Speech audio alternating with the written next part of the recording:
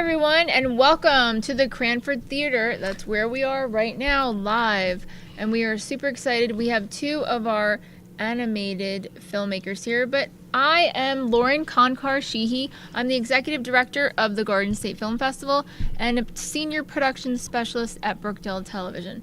To my left is... I am David Schoner. I am a board member for the Garden State Film Festival and also the chair of the screenplay competition. To my right are... I'm Christopher Schoner. I'm an animator and storyboard artist. All right, I'm Alyssa Allday. I'm the director of Talus. I'm also an animator. And you both went to... University of the Arts. Rest in peace. Hold on, let me just pour one Yeah. Mic drop, right? Yes. Well, first of all, we're so sorry about everything that happened, and we loved UARTS. We did have a really great partnership with them, and we miss Carl and everybody. And they animated the opening sequence. That's where I met you. Yeah, I know. Yes, that's right, Yeah. yes. So it's been sad, but we love that we're still in communication with and supporting the UARTS students. That is really important to us. We feel like when the Titanic went down, we went down with you. We were the musicians out there. Yes, we were playing, yes. Fine. I was playing the bass. Yeah. But so we have Talos and Go-Go Guardians, and I will tell you when they're screening in a minute. Go-Go Guardians is screening Saturday, March 29th. 12 o'clock is when the film block starts, so you gotta leave time for driving, parking, and walking. Yes. The film block is JS29, and Talos is screening JS30, so it's Jersey Shore Arts Center. That's what JS means, and it's Saturday, March 29th, 2:30 p.m. to 4:45. So get there before the 2:30 p.m. I was going to say, we really can't drive it home enough. Drive it home enough. Drive there early. The block starts at 12. You want to get there early, park, and get inside. Right. If you're on time, you're late. Well, it's all good. Did it break? Okay. I can't believe what just happened to us. Ow. It's all right. It's all good. It's all Earthquake. The camera's had one too many. Yeah. good. It's your Titanic joke you're making. Yeah. Dang it. Is it okay, my friend? Okay. All right. So, I would like to know, where in your imagination did you start to draw or think up these really cool animations? Like in your childhood, or when did it start? All right. I guess for the film in particular, I think I came up with the idea as I was working on my junior thesis film, because my junior thesis film was basically me troubleshooting what I would do for a senior thesis film, and the whole time I was like, I wish I could draw simpler. I wish I could tell a simpler story. Because my film was all in black and white because I didn't have the time to color everything. I was still trying to figure out how to use Toon Boom and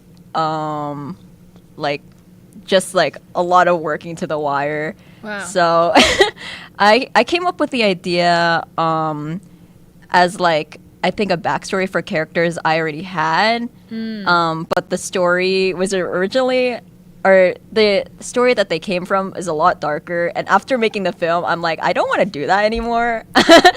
So you didn't want to tell a dark story. Yeah. Literally. Yeah. But I think the childhood backstory that I show in the film is kind of like the vibe that I like telling these sorts of days, because it's just a lot simpler. You can get a message across a lot simpler, and it's really nice and good payoff. That's awesome. And that's really interesting to hear that from somebody your age, to feel like you kind of do want a little simplicity. Like you were going so hard with your other project, and it is a lot of brain power. I keyframe with graphics and stuff, and so animation, my hat's off to you, because hold on, here's my hat. Because I can't imagine the level of intensity, just to make one thing go from here to there and all of that. So your brain is amazing and outstanding. Oh, thank you. You're welcome. But in class, were you doodling? You're like, if this was just floating. I have animations going on in my brain all the time, so I can't imagine. The inception of my film, Go Go Guardians, came to me at the end of our junior film screenings. And I was going through a rediscovering of my love for the Power Rangers at the time. Cool. So I wanted to do something like Saturday morning cartoon, action adventure type beat. And this is hard for me to talk about, but a bit of the film, the main character Lee deals with his conflictions and his struggling with his masculinity, which is something I am been going through and am working on. So I wanted to be vulnerable and sort of place that into a film, and maybe I figured it would help me sort of hearing it out loud, vocalizing it, manifesting it in that way. Wow, that's so cool. And it's great. I mean, both of them are so great, and it was so refreshing to watch and to know you're continuing to, hone your craft and like do all those things. It was great. The ice cream, I mean, you had me at ice cream also, but that's so wonderful for you. Gotta rep the Jersey Shore. Yeah, the Jersey Shore, exactly. But it was so great to see both of them, how unique and different they are, and how you really learn the technique and skill to design, think about it, design it, execute it, and then render it. One of the things I wanted to ask is just, how is it with the time? You talked about this with time management, because you're like, oh, if I go down this road, it's going to take me so much more to do. Yeah. So how do you deal with that whole See, aspect of it? I think going into also reflecting on what I was troubleshooting junior year, I noticed I would freeze up a lot from like anxiety and seeing like the impending deadlines. So senior year, whenever I felt like paralyzed a little bit, I was like, okay, if I get rid of, if I get this stuff out of the way, then I won't feel as anxious. So whenever I felt like paralyzed, I would just get on my PC and do whatever I could. Like progress is progress. Oh, right. Yeah. So like, I also making a spreadsheet helps. I had I coded like a little meter on the side, so it would like help me like visualize how much I had done, and it was like playing like a video game kind of, seeing how much I got done. Yeah. Wow. I think I had a spreadsheet with my shot lists too. The roughs, the audio, the clean animation, the color. Having that to help visualize it definitely helped you get through it when you were in the thick of it. But I remember I was very careful to sort of plot out what was in my film, and even then I was still a bit overzealous. I how do I say this? I stretched myself pretty thin. So my original script for this film was 10 pages long. Oh, wow. Yeah, so obviously I had to scale it down. Which is from obviously there. almost insane for Big one person to time. be animating. Yeah. Yeah. Exactly. And I remember towards the end of the semester, I was completing like 7 shots a week, like Wow. 1 shot a day, which unfortunately, in order to bang out that many shots in a week, I wasn't able to animate it to the degree I would have liked to, but our college professors would keep hammering this home. It's like, it matters that you got it done. Yeah, you know? Yeah.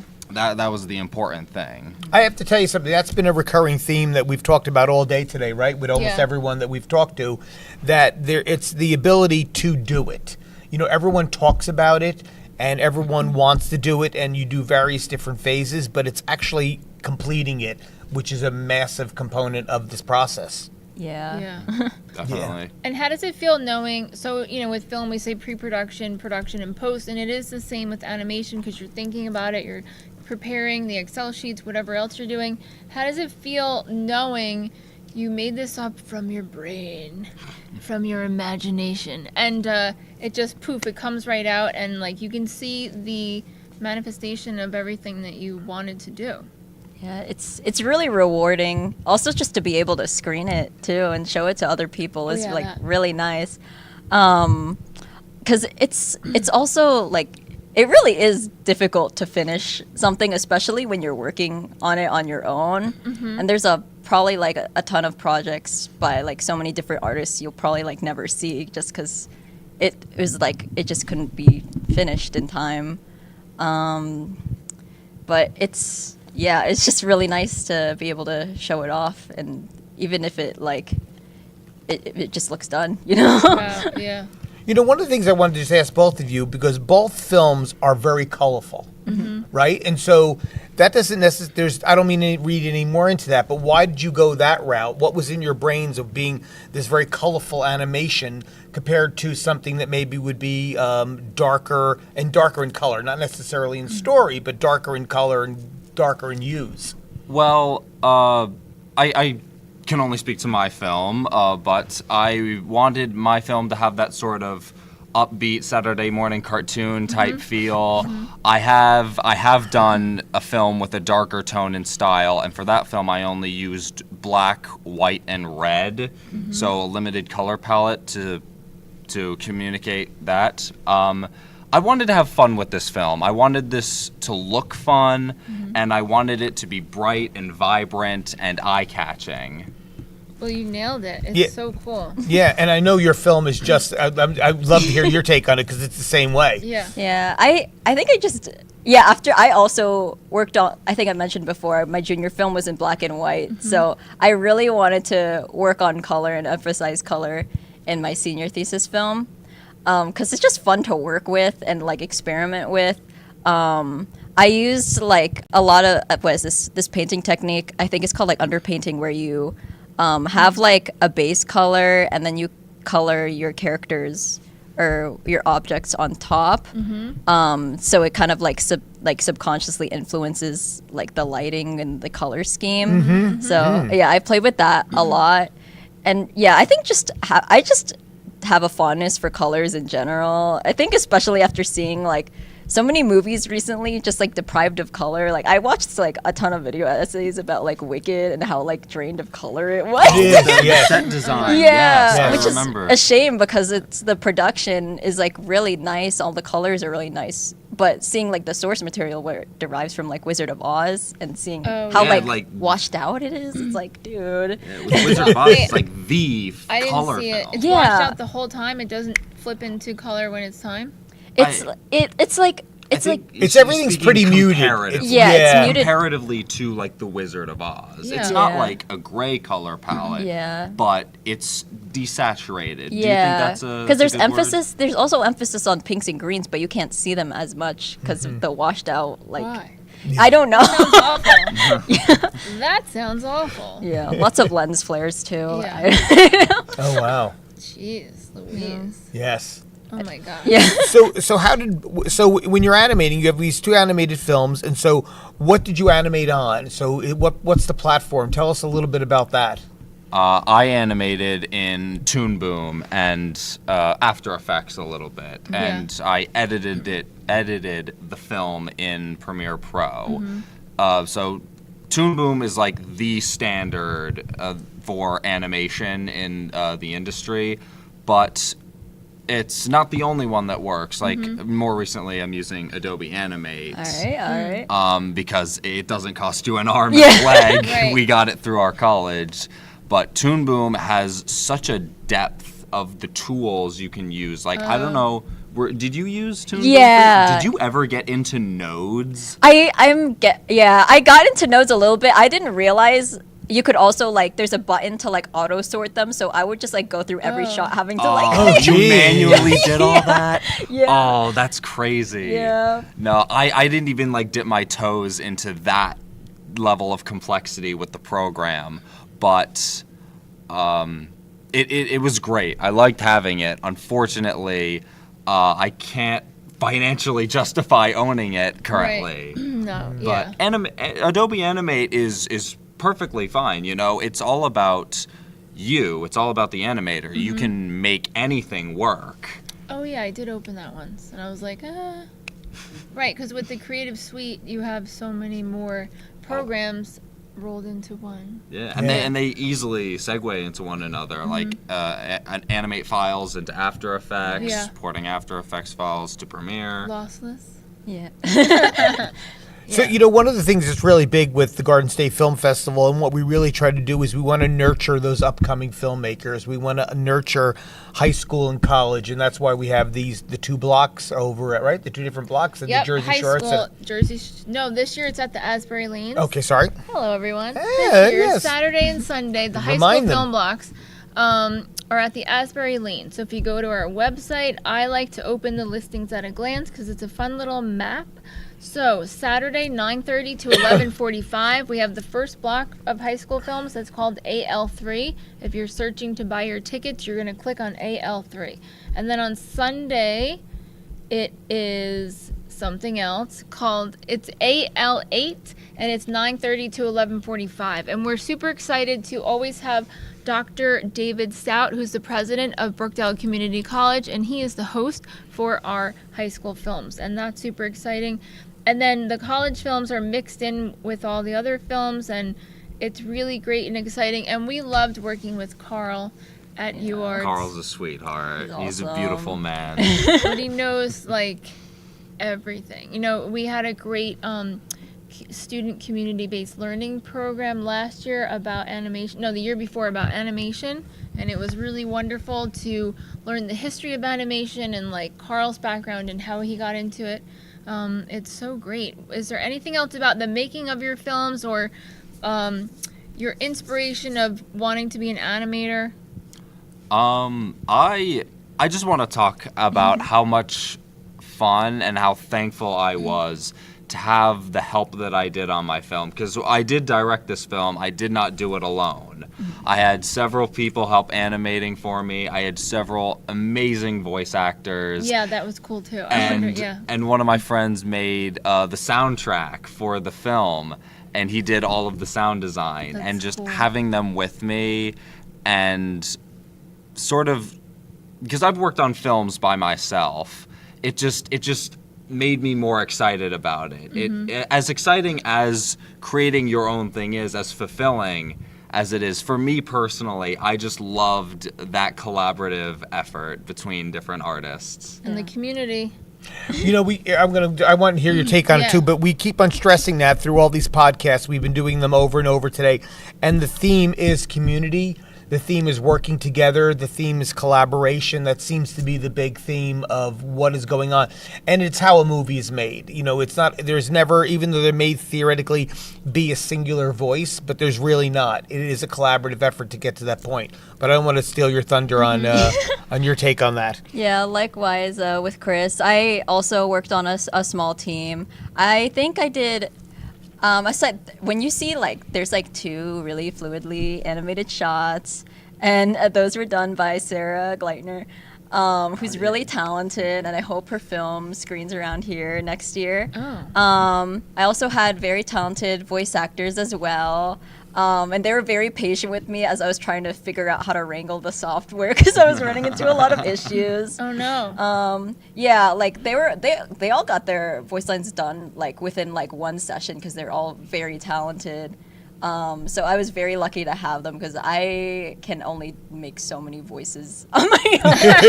Yeah, and I think knowing I had people behind me who were also contributed to the team made me want to work harder so I could show off their efforts in the final product. Yeah. That's amazing. Yeah, it really is. But it's great to see how separately, independently, and together how you can work on a project and get it done. Yes. So what's next? Yeah, well, we're both currently working on indie stuff. Yes, Yeah. I'm excited to get back into animation. I'm excited to add work to my portfolio. Hoping to get some of my own projects off the ground, but I'm still in the conceptual phase with those. Cool. Yes. Yeah. Likewise, I'm helping with current seniors with their student films. Oh, wow. I'm helping with 3 films. Wow. Because I really like having an excuse to also see what they're doing. Oh, and yeah. There's really good payoff in just seeing their finished product and also seeing how well they like direct their crew, because I think most of Sarah and Sam Agassi, who voices Neo in my film, they're both working on their thesis films right now, and they have a lot of former UARTS people helping, because we're all just like, we want something to do. Yes, yeah. That's so nice. That's great. So listen, folks, I hope everyone is going to be attending. We'll give you the lineup, the Meet the Filmmakers, which is on Thursday night, or we should tell everybody. Oh, yes. hello. Yes. So Thursday is Meet the Filmmaker night at the Asbury Lanes. It's a festival preview event where we get to see an hours-ish of selected trailers. There's a cocktail hour before that. And then the after party, if you can stay up, is at the Sound Booth Bar. It's the Asbury Hotel lobby bar section. If you go in, it's pretty cool. Friday night is our star-studded red carpet at our gala. It's not a regular stuffy gala. Yeah, it's super exciting. And the feature film is The Ballad of a Hustler. And on our website, watch the trailer. Everything is super cool. And then the after party for that night is at the Sound Booth Bar again. It's such a cool atmosphere when you go in there. You're probably going to configure new animations when you see the colors, the furniture, and the layout. It's really cool. Nice. Saturday morning, you cannot miss the Filmmaker Breakfast and our panel. We are going to be at Porta in Asbury Park, and the two moderators for the panel. Wonder who they are. I wonder who the two moderators are. And our panelists, we have Gannon Murphy, who is the Garden State Film Festival Honorary Chair for 2025. He is the General Manager at Cinelise Studios and President of the Screen Alliance of New Jersey. We have Mayor Janice Kovash, who's a New Jersey Motion Picture and Television Commissioner, and the Mayor of Clinton, New Jersey. Mm-hmm. We also have Paul Cosentino, who's Chief Sales Officer at Green Slate, which is a payroll company for productions and so much more. Visit their website at Green Slate. And we have Lori Pitkus, who is the Vice President of Sales at Emerald Green Trailers and a location manager. So you're going to want to hear everything that they're talking about. We're super excited. So that is 9 to 11 a.m. at Porta, and then you can get ready for Films and Fun all day Saturday and Sunday in Asbury Park, Monmouth County, and here at the Cranford Theater in Union County. So go to our website, gsff.org. Things start in the morning, and then they go until evening. We also have family fun and family screenings. So it's so much. There's a really fun happy hour. Ooh. Okay. You could have coffee, As long as seltzer, that's right, or coffee, booze. seltzer, or booze. That's right. It's a little bit of everything. Yep, a little bit of everything. Seahorse in the Grand Arcade. So if you go to the boardwalk where the Paramount is and the Convention Hall, the Grand Arcade is in the middle, and the Seahorse is down on the right. And then Saturday, you better get ready now because it's karaoke again. Oh boy. Yep. So DJ CC is having karaoke at the Shoreline Social Club and Grill inside the Berkeley Hotel. When you go in, you're going to make a right and go all the way down. And then Sunday, we have the winning screenplay competition table read. Who is also from... U of A. Guess what You school? are. Oh, yes. Yes, so Fatu, Exciting. right? Fatu? Yes, yes, She, yes. so They- part of what we do with the screenplay competition is we have 8 readers. It's completely blind read. There I is love no that, one yeah. knows what Wow. they're reading, and their production screenplay got all 8 readers hands down unparalleled. So they're very excited about their being there, and we're going to have a screenplay reading of the production. Exciting. Okay. Yeah, Yeah. UARTS graduate. So UARTS is living on In the house. in the house. Absolutely. Yes, Yeah. yes. The title of that is Fragments of Solace. And if you haven't experienced a live table read in the round, you should really experience it. And that's really good too because it's audio. So for anyone that might have some vision issues, that's a good one too. And then we conclude with the Black Tie Optional Awards Banquet Sunday, March 30th at the Asbury Lanes. It starts at 7 o'clock. It's like a wedding. There's a cocktail hour followed by a seated dinner. And we are just so thrilled and excited to be celebrating with everyone. And that is where all of the winners and the honorees will be receiving their awards and all of the best for the different categories. All right. That's a mouthful. Yeah, yeah, it was exhausting. Wait, You've sorry. exhausted Want me. some water? I need a break. Yeah, Feeling lightheaded? yeah. So, I think before we end, I was just going to ask both of you, what is your advice that you would give upcoming animators or you may Or not your- have any advice. Or your younger self. Or your younger Yeah. self, which is actually probably, I like that. That's a better Yeah. question. Yeah, I like that. Honestly, if you want to get into animation, you gotta love it. Yeah. You gotta love it, and you have to be willing to, go through the struggle. Yeah. It's kind of slow right now. The industry's in a wonky place, but it'll pick up. It always does. And just keep at it. I mean, it's nothing I couldn't say for any other facet of someone's life, but you got to just keep working at it. And if you feel passionately and work passionately, people will see that. Yep. Likewise. Sometimes I think, I could, jumping off of what Chris said, the industry is a bit slow right now. So I think it is good to at least have something to hold you steady, just so you don't have to worry too much about making animation like a financial anchor for you. So at least when you get into animation, you're not worried too much about how much money you're gonna make, and you're just doing it. Am I going to be Yeah, homeless in a year? Yeah. So There you go. Yes. Those are real life things to think about. Yeah. Yes. Awesome But sauce. that's amazing. Thank you so much for being here. Thank you and for having so us. Thank you. Yes. It's Talos and Go Guardians. So go to gsff.org. Do it with me. Yes. Go. Yep. Do it. Go. Do it. Do Do it You'll again. know if you don't. Then go to Films A through Z scheduler and type in Go and hit enter, and that film will come up. Or type in Talos, like what I'm doing now, and that film will come up. And you can have everything right at your fingertips. My best advice is to purchase the Parkway Pass, because that's your best bang for the buck, because it allows you to see and go to everything from Thursday through Sunday except the awards dinner. And we're stopping sales on those tickets, the Parkway Pass, March 19th. So you have to get it today. And come to the Cranford Theater for their amazing popcorn, even if you're not coming to a movie. But gsff.org for more information. You could also email us at info@gsff.org. We are a .org because we are a nonprofit arts organization, and we exist for you. Thanks so much, and we'll see you March 27th to the 30th. See you there. Bye.